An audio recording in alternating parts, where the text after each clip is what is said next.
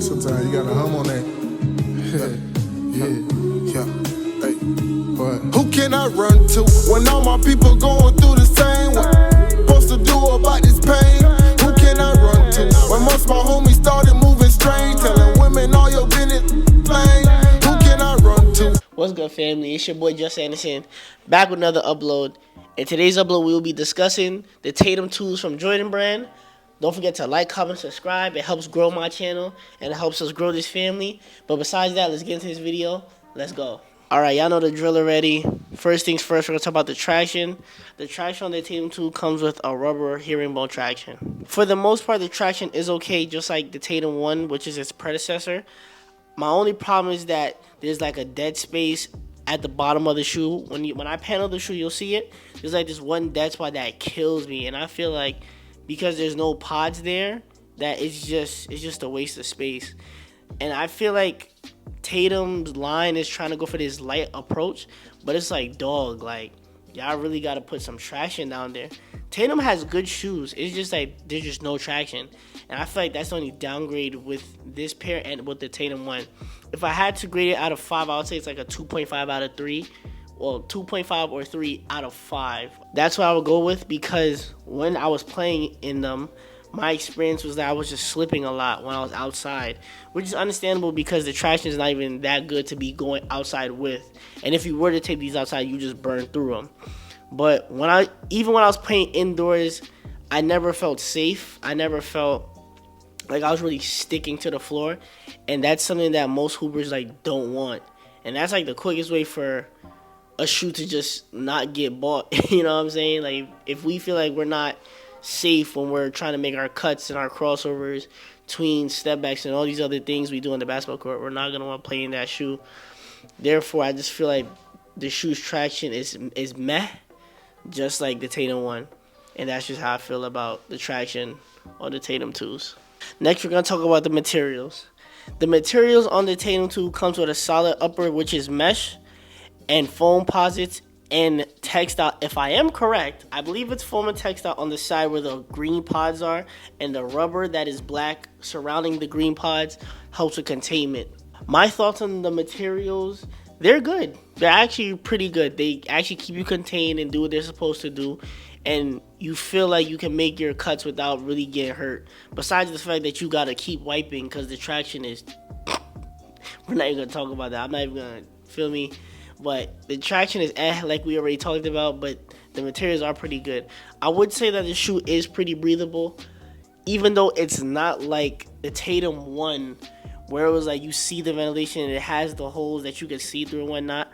But it is pretty breathable. My feet never really got hot, and I never was uncomfortable. So I'll give it a 3 or 4 out of 5.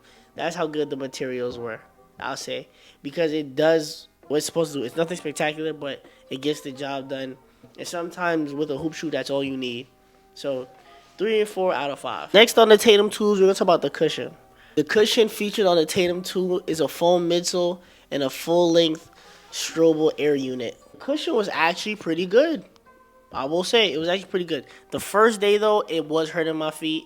I'll be completely transparent. It was hurting my feet. But after that first day and you just keep wearing them, perfect. I would give these a 4 out of 5.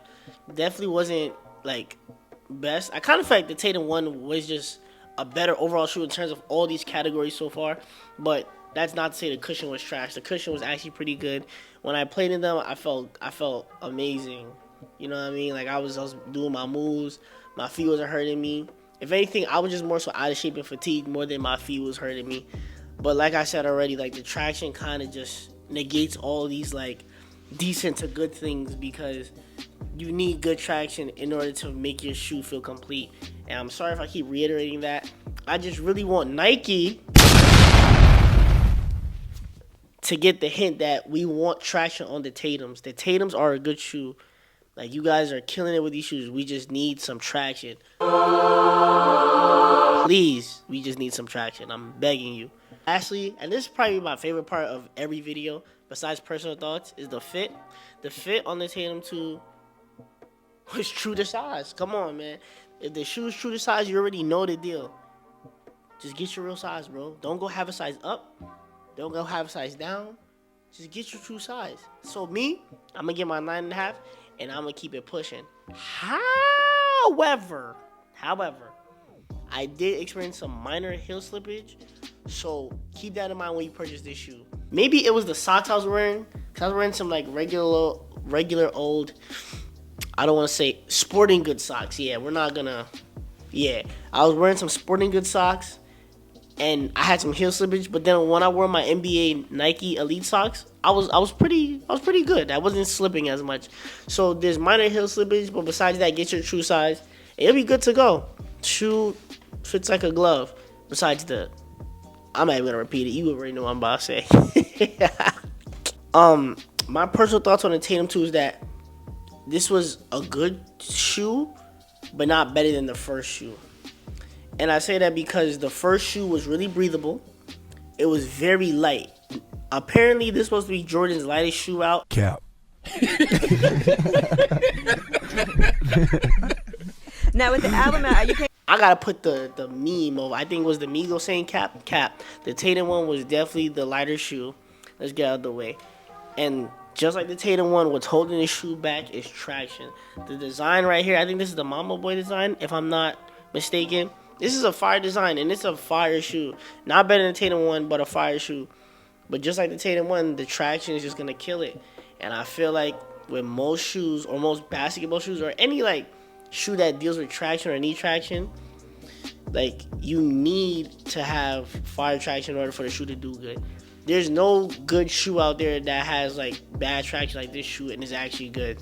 Like we could talk about it. We could go down the list. We could go Jordan 29. We could go Kobe 6. We could go the Way of Wades. We could go New Balance 2AV3. Like all those shoes all had a good traction to keep the shoe like well-rounded and make every other factor of the shoe good. So I feel like if Nike or Jordan, if you're watching this, when you make the Tatum 3, please, and I beg you, give the shoe some good traction.